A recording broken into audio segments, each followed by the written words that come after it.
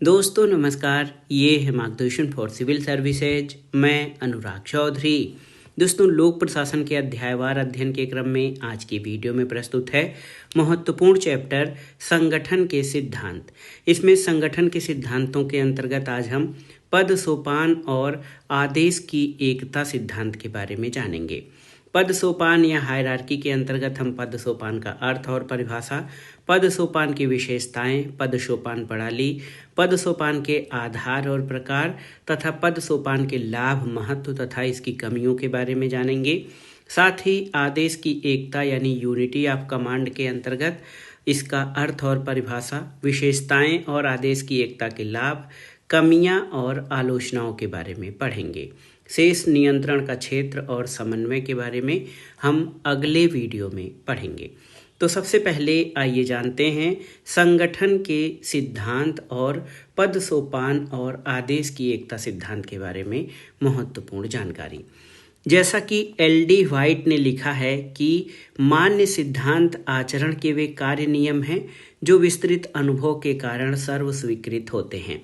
कोई भी सिद्धांत ऐसे ही सिद्धांत नहीं बन जाता है। वो मान्य सिद्धांत आचरण के कार्य नियम होते हैं जो विस्तृत अनुभव के कारण सर्व स्वीकृत होते हैं, यानी सभी लोगों के द्वारा वो मान्य होते हैं। और फेयोल भी एक हेनरी फेयोल विचारक हैं। ये भी सिद्धांतों की विश्वसनीयता उनके प्रमाणित होने के आधार पर निश्चित करते हैं और किसी भी औपचारिक संगठन के व्यवस्थित कार्यकरण के लिए कुछ निश्चित प्रक्रिया, नियम और सर्व स्वीकृत आधारशिलाओं की आवश्यकता होती है, जिसके अभाव में संगठन दिशाहीन और अवरुद्ध हो जाते हैं। संगठन के इतिहास पर दृष्टि डालें तो जब से संगठन की अवधारणा का विकास हुआ है, तभी से संगठन के सर्वमान्य सिद्धांतों की तलाश भी प्रारंभ हुई और इस दिशा में विशेषतः शास्त्रीय युग यानी क्लासिकल युग और उसके पश्चात अनेक सिद्धांतों की खोज की गई है। शास्त्रीय युग के अनेक चिंतकों जैसे Luther Gulick, Urwick, Mooney, Reiley, Henri Fayol, F.W. Taylor और M.P. फॉलेट आदि के संबंध में किए गए प्रयासों को भुलाया नहीं जा सकता है। तो जो सिद्धांत होता है वो सर्वमान्य होता है और सर्वस्वीकृत होता है, तभी उसके बारे में ये धारणा बनती है कि वो सिद्धांत हैं। और संगठन के सिद्धांतों के बारे में भी यही चीज़ है। औपचारिक संगठन के सिद्धांतों में जो प्रमुख सिद्धांत हैं उसमें पद सोपान, आदेश की एकता, नियंत्रण का क्षेत्र, समन्वय, पर्यवेक्षण, विकेंद्रीकरण, प्रत्यायोजन और सूत्र और स्टाफ का सिद्धांत प्रमुख है। और इस अध्याय में हम मुख्य रूप से इस वीडियो में पद सोपान यानी हायरार्की और आदेश की एकता सिद्धांत के बारे में जानेंगे। आइए सबसे पहले पद सोपान या हायरार्की के बारे में जानते हैं। तो औपचारिक संगठन का सबसे महत्वपूर्ण और आधारभूत यदि कोई सिद्धांत है तो वो है पद सोपान। पद सोपान, जिसको पदानुक्रम का सिद्धांत भी कहते हैं, सीढ़ी नुमा प्रक्रिया, पद श्रृंखला का सिद्धांत आदि नामों से भी जाना जाता है। तो पद सोपान सिद्धांत को पदानुक्रम का सिद्धांत, सीढ़ी नुमा प्रक्रिया, पद श्रृंखला के सिद्धांत के नाम से भी जाना जाता है। और प्रत्येक संगठन किसी निश्चित उद्देश्य की पूर्ति के लिए स्थापित होता है। आप जानते हैं, संगठन कोई स्थापित होगा तो उसका एक निश्चित उद्देश्य होता है और उसके लिए सामूहिक प्रयास किया जाता है। संगठन की स्थापना के साथ संगठन की संपूर्ण कार्यपालिका शक्ति उसके मुख्य कार्यकारी में निहित कर दी जाती है। चूँकि मुख्य कार्यपालिका एकल रूप में सभी कार्यों और उत्तरदायित्व का निर्वहन नहीं कर सकती, इसलिए विशिष्टीकरण यानी स्पेशलाइजेशन के आधार पर कई इकाइयों और उप इकाइयों के बीच कार्य और उत्तरदायित्व का विभाजन कर दिया जाता है। तो ये बहुत ही महत्वपूर्ण है जो है संगठन को व्यवस्थित रूप देने और सुगमतापूर्वक कार्य संचालन के लिए जो इकाइयाँ होती हैं और उप इकाइयाँ होती हैं, इनको उच्च अधीनस्थ श्रृंखला में व्यवस्थित किया जाता है, जिसके कारण संगठन में आदेश देने और उनका पालन करने और उत्तरदायित्व के कई स्तर निर्मित हो जाते हैं।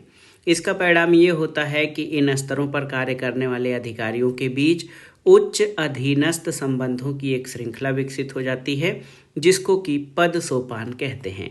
पद सोपान या पदानुक्रम के कारण संगठन में शीर्ष पर कर्मचारियों की संख्या कम होती है और तल यानी आधार पर कर्मचारियों की संख्या अधिक होती है, जिससे संगठन एक पिरामिड आकार का रूप ग्रहण कर लेता है। मूने एवं रैले इसे सीढ़ी नुमा प्रक्रिया यानी स्केलर प्रोसेस की संज्ञा देते हैं। तो पद सोपान या हायरार्की प्रक्रिया को मूने और रैले स्केलर प्रोसेस कहते हैं। तो पद सोपान का अर्थ और परिभाषा क्या है, इसको आइए समझते हैं। Meaning and definition of hierarchy. दोस्तों, पद सोपान शब्द अंग्रेजी के हायरार्की का हिंदी रूपांतरण है और ऑक्सफोर्ड शब्दकोश के अनुसार इसका शाब्दिक अर्थ है निम्न पर उच्च का नियंत्रण या सत्ता।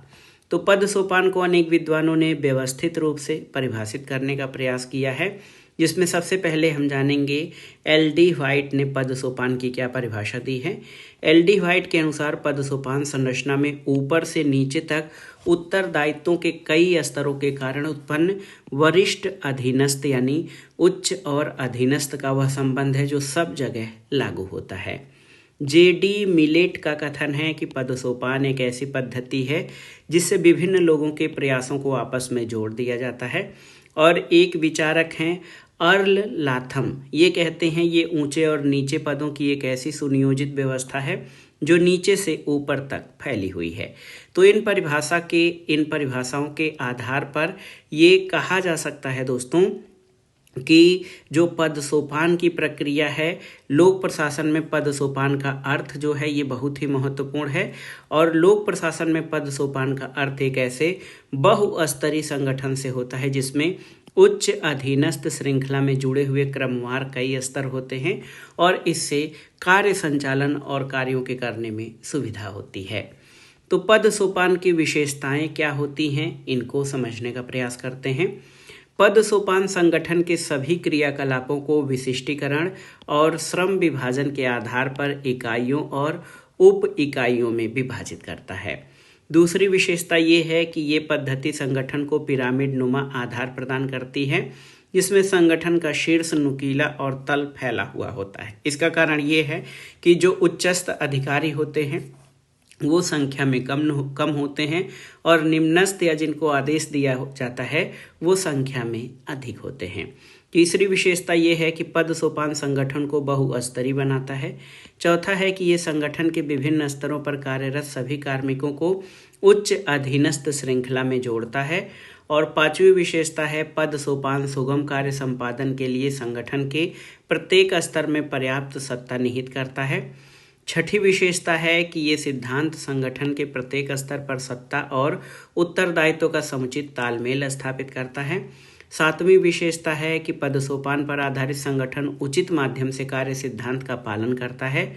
जो भी आदेश होते हैं, जो सूचनाएं होती हैं, सभी स्तरों से क्रमवार रूप में गुजरती हैं और किसी भी स्तर पर जो है इसके उल्लंघन या अनुल्लंघनीयता स्वीकार नहीं होती है। आठवीं विशेषता ये है कि ये सिद्धांत आदेश की एकता के सिद्धांत को समाहित करता है। तो ये सारी विशेषताएं पद सोपान या हायरार्की की विशेषताओं को दर्शाती हैं। पद सोपान प्रणाली या हायरार्की सिस्टम क्या है, इसको जानते हैं। दोस्तों, पुलिस विभाग में जो पद सोपान की व्यवस्था है उसके उदाहरण के आधार पर हम इसको आसानी से समझ सकते हैं। पुलिस विभाग में पद सोपान की व्यवस्था किस तरह से है, आप देखिए।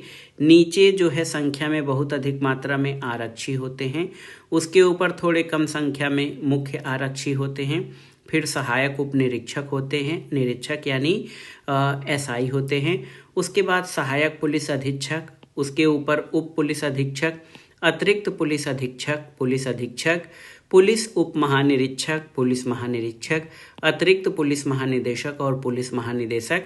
ये पूरे प्रदेश के लिए संख्या में केवल एक होता है। अतिरिक्त पुलिस निदेशक 2-3 हो सकते हैं। पुलिस महानिरीक्षक की संख्या मंडल के अनुसार और अधिक बढ़ जाती है। तो जो शीर्षस्थ पर होता है वो 1 या 2 होता है और आधार जो है वो बड़ा होता है। तो पुलिस विभाग के उदाहरण के आधार पर आप जो है पद सोपान व्यवस्था को समझ सकते हैं। यहाँ पर आप देखिए कि सबसे ऊपर जो है पुलिस महानिदेशक होता है, डायरेक्टर जनरल ऑफ पुलिस। उसके बाद एडिशनल डायरेक्टर जनरल, फिर पुलिस महानिरीक्षक, पुलिस उप महानिरीक्षक, पुलिस अधीक्षक, अतिरिक्त पुलिस अधीक्षक, उप पुलिस अधीक्षक, सहायक पुलिस अधीक्षक, निरीक्षक, सहायक उप निरीक्षक, मुख्य आरक्षी और आरक्षी जो है ये सबसे निचले पायदान पर होते हैं और आरक्षी की संख्या सबसे अधिक होती है। अब आइए जानने का प्रयास करते हैं पद सोपान के आधार और प्रकार क्या क्या हैं। तो संगठन को पद सोपानिक आधार पर व्यवस्थित करने के लिए निश्चित आधारों की आवश्यकता होती है। दुनिया भर में प्रचलित विभिन्न संगठनों के औपचारिक स्वरूप के विश्लेषण से यह स्पष्ट होता है कि संगठन को पद सोपानिक स्वरूप में व्यवस्थित करने के भिन्न भिन्न आधार अपनाए जाते हैं। ये आधार मुख्य रूप से 4 रूपों में मिलते हैं: कार्य का आधार, कुशलता का आधार, प्रतिष्ठा और वेतन का आधार। ये पद सोपान के आधार हैं और व्यवहारिक दृष्टि से देखो तो संगठन की किसी भी औपचारिक स्वरूप को किसी एक आधार पर व्यवस्थित न करके एक से अधिक आधारों को अपनाया जाता है। शायद इन्हीं आधारों को ध्यान में रखते हुए पिफनर और शेरवुड ने पद सोपान के 4 प्रकार अथवा प्रणाली या सिस्टम्स की ओर इशारा किया है। सबसे पहले इसमें हम कार्यात्मक पद सोपान के बारे में जानेंगे, जिसको टास्क हायरार्की कहते हैं। कार्यात्मक पद सोपान, ये पद सोपान को व्यवस्थित करने की वह प्रणाली है, कार्यात्मक पद सोपान, जिसमें कार्य को आधार बनाया जाता है। तो कार्यात्मक पद सोपान जो है पद सोपान की वह प्रणाली है जिसमें कार्य को आधार बनाया जाता है। कार्य का सीधा संबंध अधिकार और उत्तरदायित्व से भी होता है और इस प्रणाली में जो व्यक्ति अधिक महत्वपूर्ण और उत्तरदायी कार्य संपन्न करता है उसके पद को उच्च स्तर पर, और ज्यों-ज्यों कार्य की महत्ता और उत्तरदायित्व घटता जाता है उसके अनुरूप उन्हें घटते हुए क्रम में व्यवस्थित किया जाता है। तो कार्यात्मक पद सोपान के बाद दूसरा है प्रतिष्ठा पद सोपान यानी रैंक हायरार्की। तो पद सोपान की इस प्रणाली में पदों की स्थिति उनके कार्य और उत्तरदायित्व के आधार पर व्यवस्थित न किया जाकर पदों को पूर्व निर्धारित कुछ प्रतिष्ठाओं पर व्यवस्थित किया जाता है। और प्रतिष्ठा आधारित जो पद सोपान होता है ये मुख्य रूप से सैन्य संगठनों में अपनाई जाती है और आजकल इसका प्रचलन नागरिक संगठन या असैनिक संगठन में भी हो रहा है। इस प्रणाली में पद स्थिति का संबंध कार्य और उत्तरदायित्व से न होकर पूर्व निर्धारित मान्यताओं पर आधारित होता है। कार्यात्मक और प्रतिष्ठा के आधार पर पद सोपान के बाद जो तीसरा पद सोपान का प्रकार है वो कार्य कुशलता या स्किल हायरार्की होती है। पद सोपान की इस प्रणाली में कर्मचारियों की योग्यता और दक्षता को आधार न बनाकर केवल कार्य कुशलता को ही पद अनुक्रम का आधार बनाया जाता है। कार्य कुशलता को, इसमें अधिक कुशल कार्मिकों को उच्च स्तर पर और कम कार्य कुशल कर्मचारियों को निम्न स्तर पर व्यवस्थित किया जाता है। चौथा जो पद सोपान का आधार है ये पे हायरार्की है यानी वेतन आधारित पद सोपान। पद सोपान की इस प्रणाली में पद सोपानिक व्यवस्था का गठन वेतन यानी उनके सैलरी या पेमेंट के आधार पर किया जाता है। इस प्रकार गठित होने वाले पद सोपान में उच्च वेतन पाने वाले कर्मचारियों को ऊंचे पदों पर और निम्न वेतन पाने वाले को निचले स्तरों पर व्यवस्थित किया जाता है। पद सोपान की ये व्यवस्था जो की गई है इसके लाभ या महत्व क्या हैं इसको भी जानना जरूरी है।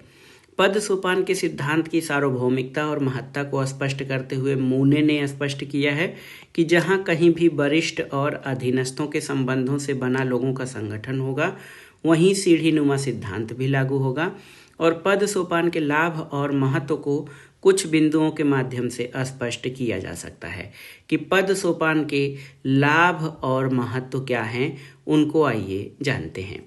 सबसे पहला लाभ है कि ये सिद्धांत संगठन की विभिन्न इकाइयों को एकीकृत करता है, संगठन को अविभाज्य बनाता है और प्रोफेसर एम.पी. शर्मा ने ठीक कहा है कि पद सोपान वह धागा है जिसके द्वारा संगठन के विभिन्न अंगों को एक साथ पिरोया जाता है। तो सबसे पहला जो लाभ या महत्व है पद सोपान का, ये विभिन्न इकाइयों को विभिन्न स्तरों को एकीकृत करने का कार्य करता है। इसके अलावा उर्विक के अनुसार पद सोपान संगठनात्मक समन्वय और एकजुटता का माध्यम है। ये संगठन के ढांचे से उसी तरह संबंधित है जिस प्रकार सीमेंट अथवा गारा किसी भवन के ढांचे से संबंधित होता है। तीसरा महत्व है कि प्रत्येक संगठन उद्देश्य की एक रूपता पर आधारित होता है, जिसकी प्राप्ति पद सोपानिक व्यवस्था से संभव है। चौथा है पद सोपान सत्ता के प्रत्यायोजन और विकेंद्रीकरण को संभव बनाता है। पांचवा जो है इसका उपयोग और महत्व है कि ये सिद्धांत संगठन में संप्रेषण यानी कम्युनिकेशन की व्यवस्थित प्रणाली स्थापित करता है। छठा है कि ये सिद्धांत कार्य प्रक्रियाओं के कठोर अनुपालन को व्यवस्थित करता है और मध्यस्थ संपर्कों की अवहेलना कर लघु कार्य प्रणाली को रोकता है। सातवां महत्व है कि पद सोपान का सिद्धांत संगठन के शीर्ष पर स्थित मुख्य कार्यपालिका के कार्यभार को कम कर विकेंद्रीकृत निर्णय निर्माण प्रक्रिया को प्रोत्साहित करता है। पद सोपान संगठन के प्रत्येक स्तर और पद में उत्तरदायित्व निश्चित कर उन्हें जवाबदेह बनाता है। आठवां महत्व है कि पद सोपान व्यवस्था संगठन में प्रत्यायोजन को सुविधाजनक बनाता है। नौवां है लाभ या महत्व की पद सोपान संगठन में आदेश की एकता के सिद्धांत को कार्यान्वित करने की राह आसान बनाता है। और अगला है कि ये सिद्धांत उचित प्रक्रिया के माध्यम से कार्य के सिद्धांत के आधार पर कार्य निष्पादन की व्यवस्थित प्रणाली स्थापित करता है, जो संगठन में संप्रेषण की एक व्यवस्थित प्रणाली को प्रोन्नत करता है। 11वां लाभ और विशेषता ये है कि ये सिद्धांत कार्मिकों या पर्सनल्स के मध्य संगठन के प्रति अपनत्व की भावना विकसित करने में सहायक होता है। तो ये तो था आपका पद सोपान के व्यवस्था के लाभ और महत्व। लेकिन ऐसा नहीं है, पद सोपान की कुछ विद्वानों द्वारा आलोचना भी की गई है और अर्ल लाथम ने इसकी ओर संकेत करते हुए कहा है, जो पद सोपान व्यवस्था है इसकी कमियों की ओर संकेत दिया है कि इस प्रणाली के कारण उच्चाधिकारी बिना सोचे समझे अधिकारों का प्रयोग करते हैं। वहीं निग्रो ने स्पष्ट किया है कि पद सोपान संगठन में औपचारिक संबंधों को महत्व देता है, अनौपचारिक संबंधों की अवहेलना करता है। और पद सोपान सिद्धांत के अन्य आलोचकों में Henri Fayol, MP Follett, Taylor, Urwick आदि प्रमुख विचारक हैं। तो याद रखिएगा दोस्तों, पद सोपान के लाभ और जो है इसके लाभ और महत्व के बावजूद इसकी कुछ आधार पर आलोचनाएं की गई हैं। जैसे इसमें उच्चाधिकारियों के मनमाने पूर्ण व्यवहार के आधार पर अर्ल लाथम ने कहा है कि इसमें उच्चाधिकारी बिना सोचे समझे अधिकारों का प्रयोग करते हैं। निग्रो का कहना है कि पद सोपान संगठन में औपचारिक संबंधों को महत्व दिया जाता है, अनौपचारिक संबंधों की अवहेलना की गई है। Henri Fayol, MP Follett, Taylor, Urwick आदि ने पद सोपान व्यवस्था की कमियां बताई हैं। पद सोपान के प्रमुख दोष कौन से हैं? तो पहला दोष या कमी है कि ये सिद्धांत संगठन में अनावश्यक कठोरता लाता है, गत्यात्मक मानवीय संबंधों की अवहेलना करता है। पद सोपान का सबसे गंभीर दोष ये है कि ये कार्य निष्पादन में अनावश्यक देरी लाता है। तीसरी कमी है कि पद सोपान का सिद्धांत संगठनों में लाल फीताशाही को प्रोत्साहित करता है, जो भ्रष्टाचार को बढ़ावा देता है। चौथी कमी है कि ये सिद्धांत संगठन को यांत्रिक स्वरूप प्रदान करता है और मानवीय संवेगों, इच्छाओं, भावनाओं और बाध्यताओं के लिए कोई स्थान नहीं रहता। पांचवी कमी है कि ये सिद्धांत संगठन में रूढ़िवादिता, कठोर नियमबद्धता को प्रोत्साहित करता है, जिससे पहल न करने की भावना जन्म लेती है। छठा है कि ये सिद्धांत सांगठनिक व्यवस्था में कार्यरत कार्मिकों के बीच उच्च निम्न का भेद उत्पन्न करता है, जिससे असहयोग और अलगाववादी प्रवृत्ति विकसित होती है। और सातवां है कि ये प्रणाली आकस्मिक और अत्यावश्यक कार्यों के लिए अनुपयुक्त है। और स्पष्ट है कि पद सोपान प्रणाली के कारण संगठन अनेक दोषों और बुराइयों से ग्रसित हो जाता है, जो संगठन की कार्यकुशलता, मितव्ययिता और उद्देश्य प्राप्ति में बाधक होते हैं। तो इन दोषों के उपरांत भी पद सोपान के सिद्धांत का संगठन में अपना महत्व है। कोई भी औपचारिक संगठन इस सिद्धांत की शायद ही उपेक्षा कर सके और आवश्यकता केवल इस सिद्धांत को सही रूप में क्रियाशील बनाने की है। और इस दृष्टि से उर्विक का ये कहना प्रासंगिक है कि प्रत्येक संगठन में पद सोपान व्यवस्था ठीक उसी प्रकार आवश्यक है जिस प्रकार घर में नाली, परंतु इस माध्यम को संचार के एक मात्र माध्यम के रूप में प्रयोग में लाना उसी प्रकार अनावश्यक है जिस प्रकार नाली में समय व्यतीत करना। तो कुल मिलाकर जो पद सोपान व्यवस्था है ये औपचारिक संगठन के लिए बहुत ही महत्वपूर्ण है और इसका जो है अपने ढंग से या व्यवस्थित रूप से प्रयोग किया जाना चाहिए ताकि ये और भी व्यवहारिक बन सके। अब आइए संगठन के दूसरे सिद्धांत आदेश की एकता यानी यूनिटी ऑफ कमांड के बारे में जानते हैं। दोस्तों, पद सोपान प्रणाली में जो व्यवस्थित प्रत्येक औपचारिक संगठन होता है ये उच्च और अधीनस्थ संबंधों की श्रृंखला में बंधा होता है। शीर्ष पर उच्च अधिकारी होते हैं जिनकी संख्या कम होती है और उसके नीचे जो अधीनस्थ होते हैं वो संख्या में अधिक होते हैं और पद सोपान की व्यवस्था इसी प्रकार एक क्रम से बंधी होती है। ये व्यवस्था यानी पद सोपान व्यवस्था न केवल उच्च और अधीनस्थ के कार्यों और उत्तरदायित्वों की व्याख्या करता है बल्कि उनके परस्पर संबंधों को भी निर्धारित करता है और ये व्यवस्था अपेक्षा करती है कि उच्चाधिकारी को आदेश देने का अधिकार है और अधीनस्थ द्वारा उनका अनुपालन आवश्यक है। एक मानवीय संगठन के सभी कार्य और उत्तरदायित्व का सहज संचालन करने के लिए प्रत्येक कर्मचारी को ये जानना जरूरी है कि उसका तात्कालिक उच्चाधिकारी कौन है, संगठन में वो किसके प्रति उत्तरदायी है, आदेश का अनुपालन का प्रतिवेदन किसे प्रस्तुत करना है। ऐसे प्रश्नों को हल करने वाला संगठन का सिद्धांत आदेश की एकता यानी यूनिटी ऑफ कमांड है।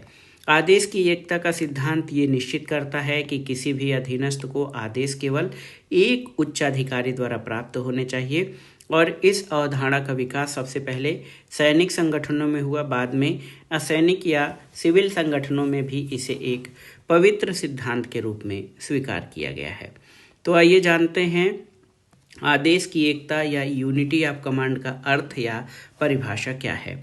आदेश की एकता का जो शाब्दिक अर्थ है वो ये है कि एक आदेश का होना यानी एक व्यक्ति एक स्वामी।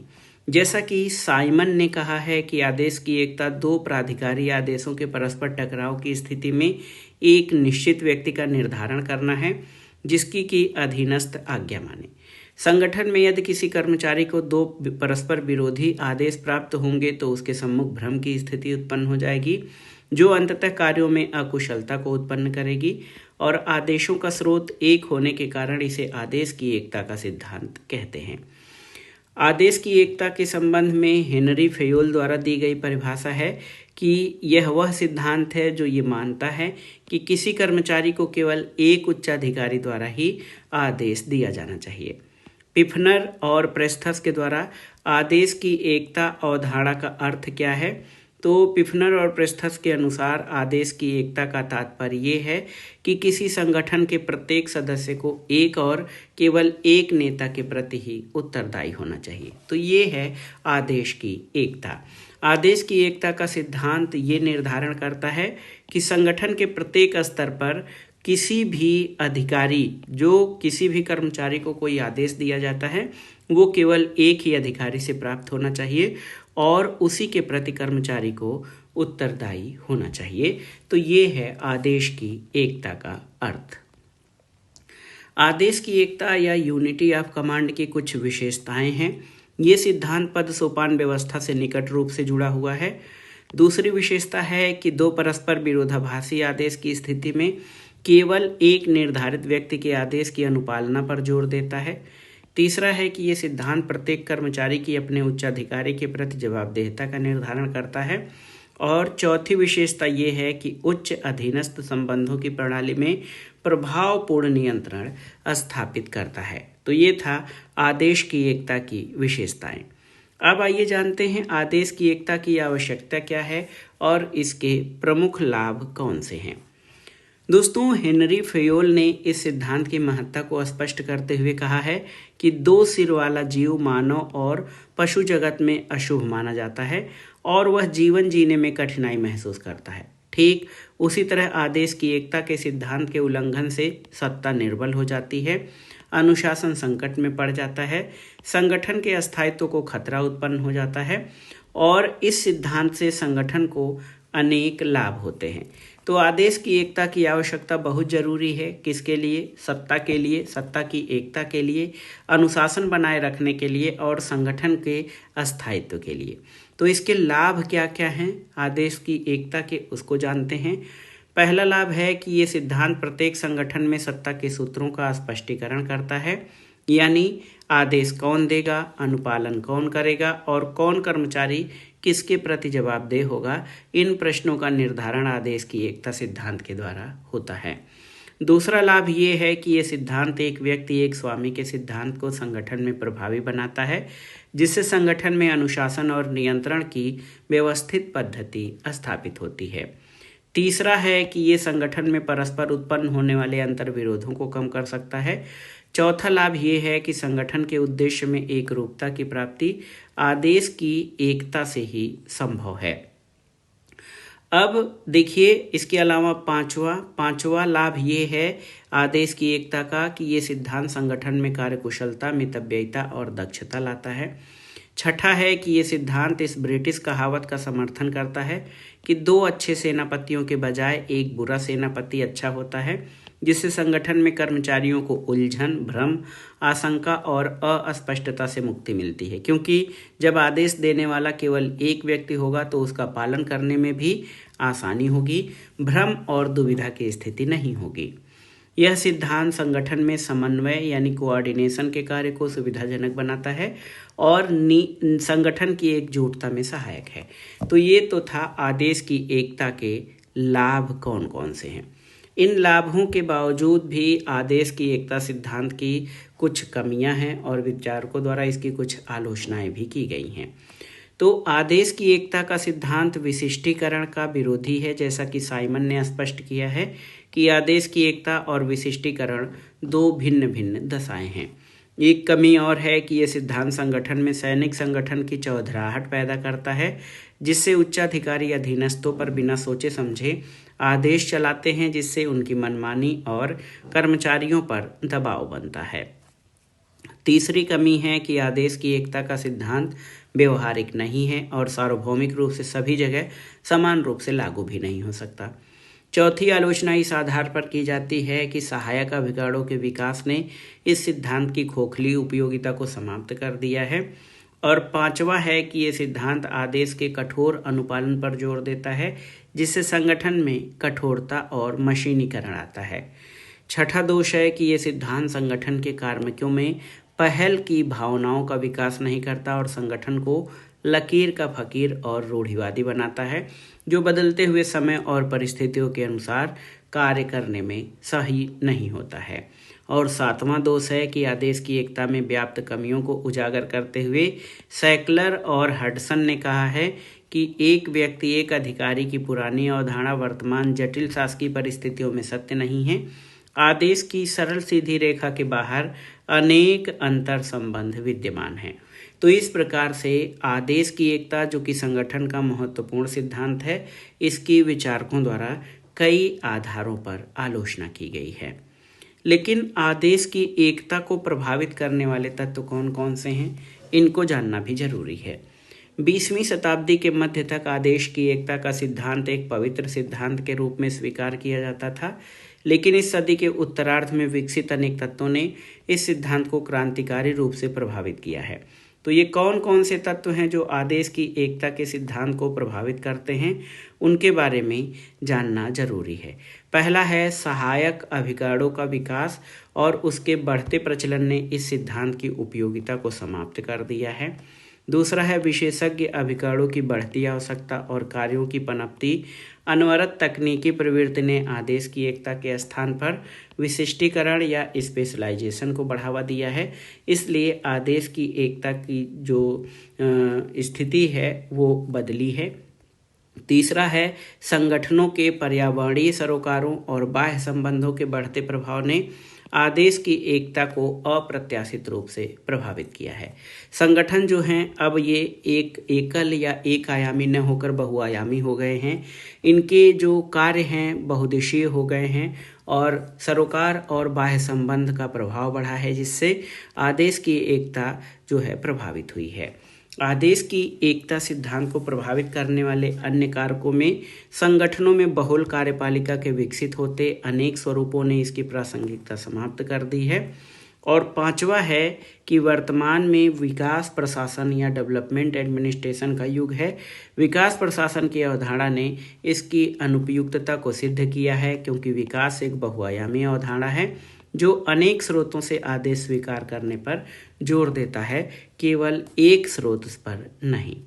तो दोस्तों, ये था आज का वीडियो। संगठन के सिद्धांतों के अंतर्गत आज हमने पद सोपान यानी हायरार्की तथा आदेश की एकता के बारे में जाना। अगले वीडियो में हम नियंत्रण का क्षेत्र और समन्वय, जो कि संगठन के प्रमुख सिद्धांत हैं, इनके बारे में जानेंगे। ये वीडियो आपको कैसा लगा हमें कमेंट बॉक्स में ज़रूर बताइएगा। वीडियो को लाइक करें, शेयर करें और इस चैनल मार्गदर्शन फॉर सिविल सर्विसेज को सब्सक्राइब करें। वीडियो देखने के लिए धन्यवाद। नमस्कार।